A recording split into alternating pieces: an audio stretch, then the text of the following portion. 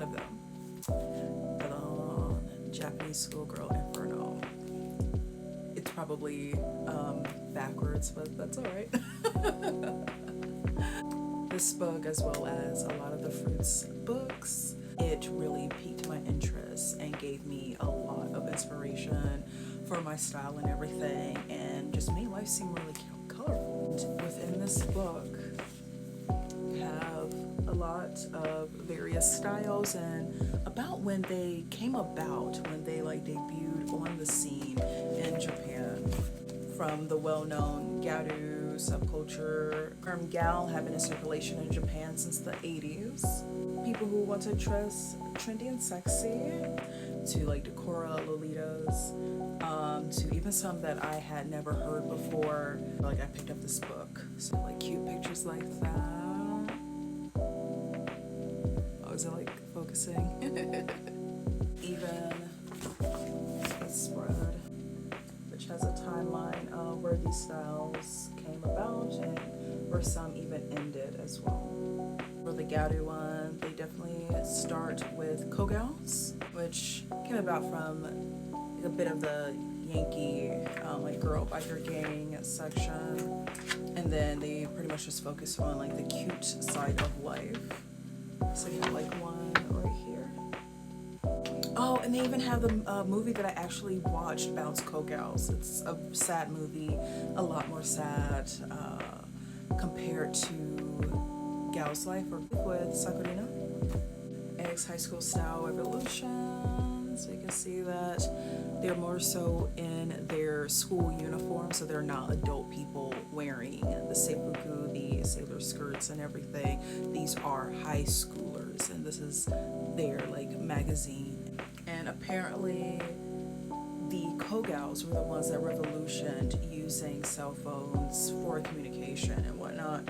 So here on page 57 it reads, PHS. Even before the modern cell phone, kogals used these cheap, low-range personal handy phone system devices to talk to each other within a limited distance, almost like a walkie-talkie, per se.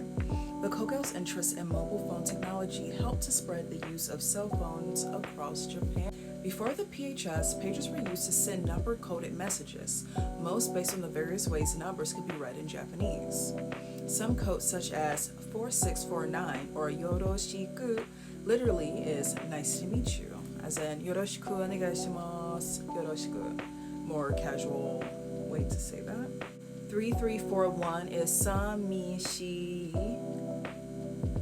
I feel lonely, still persists in mobile message lingo today. How about that for these kogals being the pioneers and trendsetters for text slang, text lingo, chat slang, and the use of mobile devices and mobile technology. How about that? For their time frame, mid to late 90s. There is a bit of darker history with the kogal movement.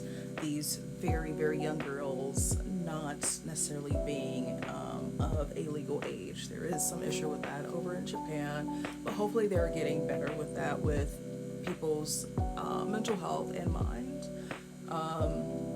There was apparently an 8th grade girl who made about $4,000 seeing a middle-aged man for profit, which is extremely problematic, even though some people might be like, oh yes, you know, she made this money, yeah, stick it to the man or whatever, but that can cause a lot of mental turmoil and mental health issues and whatnot for that particular individual. And apparently the phrase that she said to condone her actions was, the old man is nothing but a purse. This snippet was apparently printed in a 1996 issue of Gendai Weekly magazine, causing an uproar because, oh my gosh, it's not a young woman, it's not a teenager, but it is an 8th grade person doing these activities. And also, most likely this person being villainized instead of the man requesting this young lady's time. In this part of the section, talking about some of the scandals and how some of these young girls are getting caught up in this more unsavory aspect of the lifestyle. that a lot of the pressure was put on these young girls instead of these middle-aged men seeking these young women out, which it definitely says a lot about a society when that happens, that even when worse comes to worse, all that pressure, all of the scrutiny is on the woman herself than the people who are requesting these things from her. There is one instance in this snippet where an older man, a 46-year-old man, was arrested in 1999 for handing $200 to a 15-year-old girl.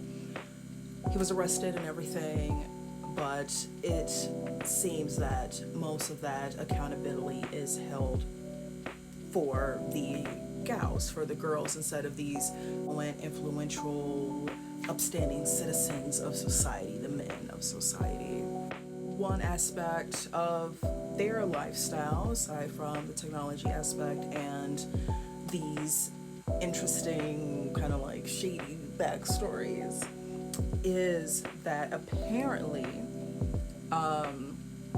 there were instances, there were organizations trying to deter these girls from becoming co-gals.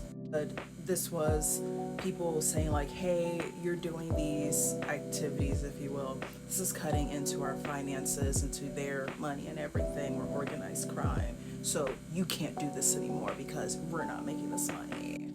This section here has been alluded to in the movie Bounce Co-Gals that I had watched back in like 2010, 2011 or so when I was in Diamond Gadusa, where a girl was doing this paid dating and everything. She had just come back from having an abortion and was like, who cares, whatever, I don't want to deal with kids and I still want to make money. She meets up with somebody at a clothing store and they go back to a room and where the person's just like, hey, you're gonna stop this nonsense and you owe me from, you know, like all of this stuff. And the girl is like scared and everything, and now she is in debt to somebody else who is like, haha, I caught you doing this. Not a police officer, more of a shadier character. That is one of the instances in that movie with that this is what they're alluding to, of hey, your girls are making the money and these men are not going to see those girls, they're going to see these younger co-gals instead.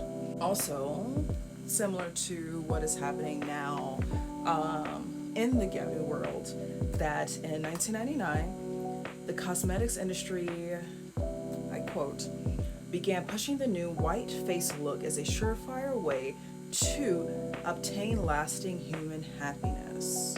Trends and styles may change, but the cute and crass spirit of the co-gal continues to haunt the streets of Shibuya and, indeed, wherever brand name goods and colorful accessories are desired at any cost. So back then, tanning was trying to be phased out by an even higher power within like the beauty world over there, that they were trying to rebel from the beauty standards of paleness, trying to tan and everything, getting backlash from the media, getting backlash from even the underworld because they were tapping into that, and also having the beauty industry trying to promote whiteness, white skin, pale skin and everything. Even though as co-gals got older, that they would like lose their tans and fall back in line with Japanese society. So it's definitely interesting how the ebb and flow of how things are and how it is still kind of mimicking through till today. There's not a lot of gals right now having that very intense boom to, okay, not so intense, have a lot more Shido gals or gals that weren't tanning as much, to, okay, there's Black Diamond, there's some gals still going extreme above and beyond, to things not being that extreme and being a little bit more watered down, a little bit paler than what it used to be. That is our first segment with the Japanese schoolgirl Inferno. How nostalgic. See you in the next one.